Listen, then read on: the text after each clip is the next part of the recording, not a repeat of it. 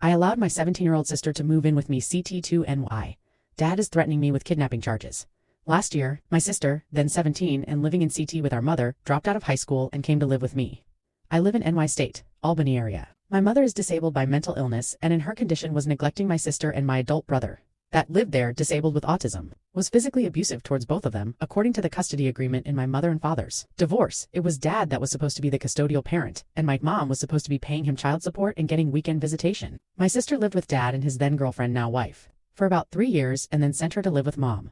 However, Mom never got the support order changed but worked out an agreement with Dad. She got to keep the SSI money. That was my sister's benefit instead of it being forwarded to Dad for support, and he kept her on his health insurance. When my sister came to live with me last year, Mom told me she would send the benefit money on to me for taking care of my sister. She didn't. Dad kept her on his health insurance but refused to pay anything towards her online high school course when asked, saying he didn't have any money to spare. So, I'm paying it because she needs a high school education and it's only $50 a month. This year my sister turned 18 and has almost finished her online high courses, and has started looking for a job but is considering trade school. So proud of her. She will be staying with me until she can afford to move out.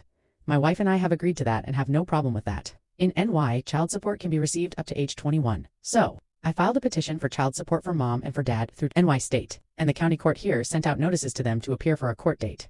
Dad received his yesterday and called me up, asked me why I was doing this to him, told me I need to drop the case because it's going to ruin him financially and that technically what you did was kidnapping because nobody asked him permission when my sister was moving from CT to NY to live with me when the court order still says she's supposed to live with him but that he didn't want to go down that route because it's low.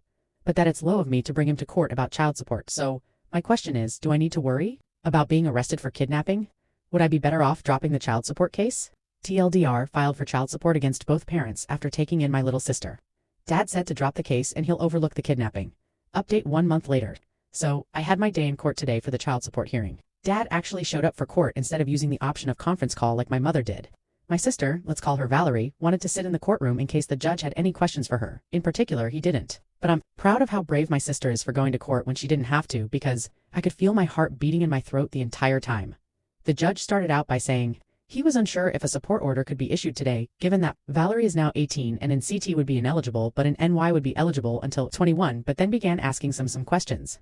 Dad did a lot of talking at first, mostly saying how he had a court order that gave him full custody of Valerie and that Mom was supposed to be paying him child support. Then he said how Valerie dropped out of high school and left the state to live with me without telling him or getting his permission and how he didn't know for a month after the fact. He complained that Mom never speaks to him about anything, that I make no effort to have a relationship with him and that Valerie doesn't either. Boo-hoo. We're all ganging up on him and he doesn't know what he did to deserve it, etc. Sure enough, as a few of you kind folks mentioned, the judge asked him why didn't you know where she was for a month if she was supposed to be in your custody. He then says that she was staying with her mother at the time but that she would have had a place with him, and still does have a place with him if she had asked. At that point, sick of hearing him play the victim, I piped up and asked as calmly as I could manage, why didn't she have a place with you 9 years ago when you dropped her off at Mom's house, didn't tell her you weren't coming back for her, and then got rid of all her belongings? My mother on the phone confirmed what happened and said that she asked me if I could take in my sister because of my brother's violent behavior early in 2017. Valerie was 17. At the time she moved to NYS and is still attending high school to earn her diploma. Better late than never, and I've been her sole source of support ever since. The judge then reviewed the guidelines for monetary support.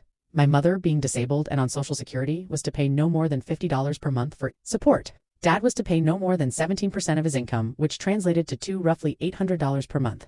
The judge asked me what amount I was looking for. My answer was that I just wanted some help with the groceries and her medical bills, so I asked for a total of $250 from Dad and the max $50 from Mom.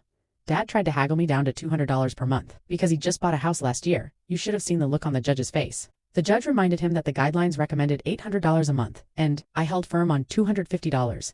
Dad sighed and said he'll have to give up smoking to afford it. This is supposed to make me feel bad. The judge made the order for support effective until age 21, and I never did get in trouble for allegedly kidnapping my little sister. Thank you to everyone here that gave me encouragement to see this through and not fall for Dad's intimidation tactics.